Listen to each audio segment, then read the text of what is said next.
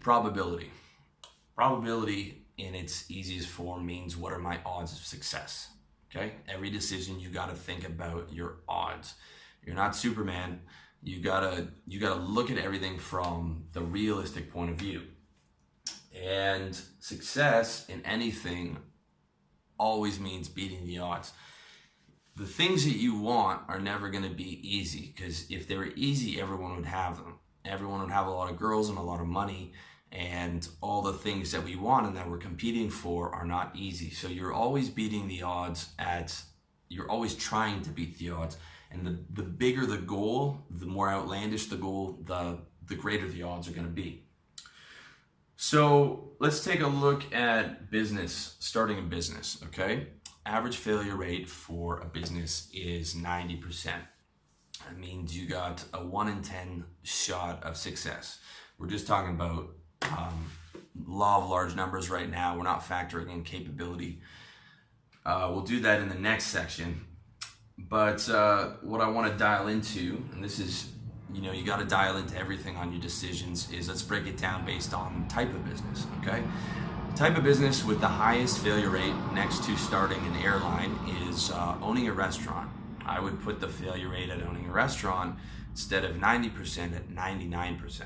So you'd have to be better than 99 other guys, 99 of your competitors. You one in 100 chance of making it happen.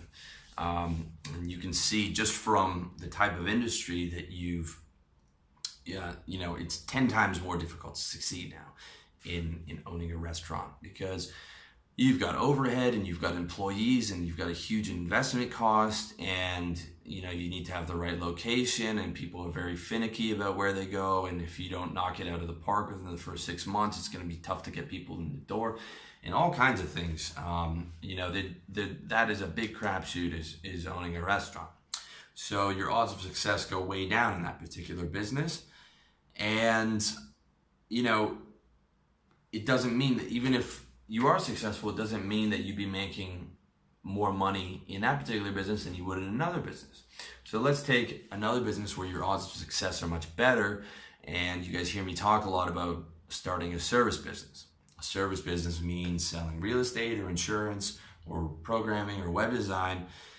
Outside of myself, who, I've got a product-based business. I sell, my ebooks, and I've got affiliate stuff on there.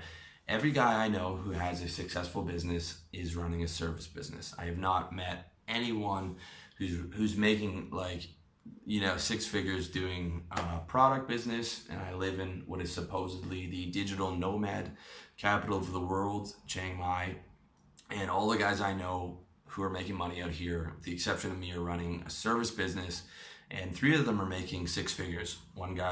2 of them are doing life coaching. 1 guy sells fitness marketing services. You got low overhead to almost no overhead, very low investment cost. You don't have to worry about employees, and you can scale up very quickly. You can put $1,000 or $2,000 on top of your monthly revenue every month if you go hard. I saw my buddy go from nothing to 6 figures within just over a year from he's a good salesman and from grinding hard. So with a service business, I would put the odds at half of what the failure rate would be on the average business. I would say it would probably be about 1 in 5. You got a 1 in 5 chance of success. And it's my belief that the 4 out of 5 guys who fail in that business, it's not because they weren't smart enough. It's not because they picked the wrong location, because it's not location based. It's because they just weren't willing to grind hard. They weren't willing to do 8 to 10 hours a day, pounding the phone and hammering out the emails and getting the marketing out there and closing clients. They just weren't willing to do that because it is really hard. Sales is really hard. Success in business is really hard. And I think that your odds of success would be about 1 out of 5. The 4 out of 5 guys who don't make it were because they're not willing to do the work, that's my opinion. But as far as decisions go, that sort of gives you an idea how to break things down, okay? And those numbers, of course, are extremely crude. It's very difficult to get. It's not a poker game. You can't get your exact odds, but you got to do your best to make the best calculations you can, and you got to get a hold of every kind of data point that's available. You know, business failure rates are right there online. They're easy to find, and the more information you have, the more data you have, the better positioned you are to make any kind of informed decision. Number 3, capability. Okay, so probability gives you the raw data, the more objective data based on large numbers. Capability is the more subjective metric based on your own instincts of what you're good at. And basically, one thing that you guys have to understand, you really have to understand that is in mainstream personal development, you hear a lot about limited beliefs, and you got to get rid of your limited beliefs, and limited beliefs aren't good. And that's true if the best that you think you can do is a janitor, or you think you're never going to get a girlfriend, or you think that life is shit and it can never get good. Then you need to remove those limited beliefs. With that said, if you're already a positive, motivated guy, you need to have limited beliefs. Limited beliefs are there for a fucking reason.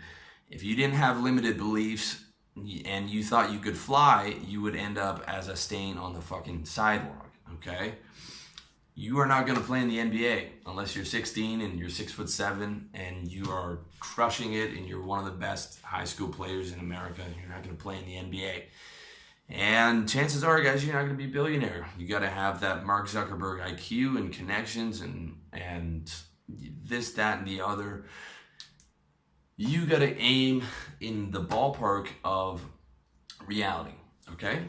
Now, I want you to aim at the high end of your reality. Stretch yourself. What's the best that's possible for me? But the key is that it has to be possible. It has to be within the realm of possibility.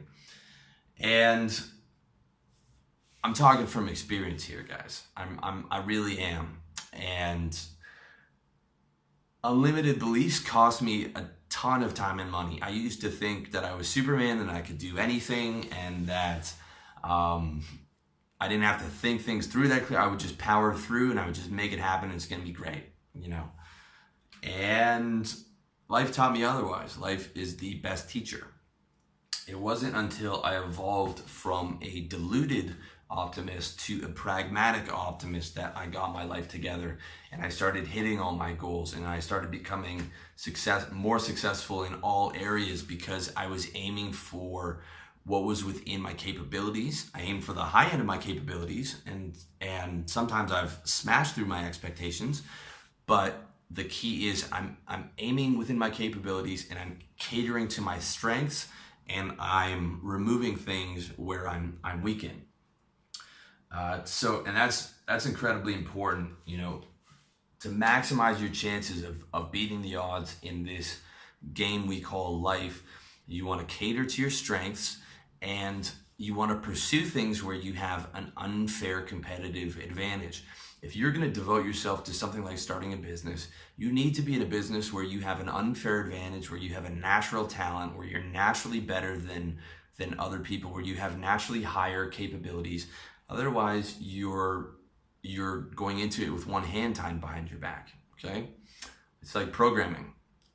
I couldn't program a microwave. I couldn't make I couldn't make $600 in programming, let alone 6 figures. There is a reason this is not a programming blog, because I don't have any natural skill in that particular area. I chose an area where I felt that I had a really big advantage. And the key questions to determine whether you have the capability to achieve what you want are, do I have an unfair advantage? Do I have the dedication and skills to be top 1%? Or if you're going even harder, do I have the dedication and skills to be top 0.1%? Okay.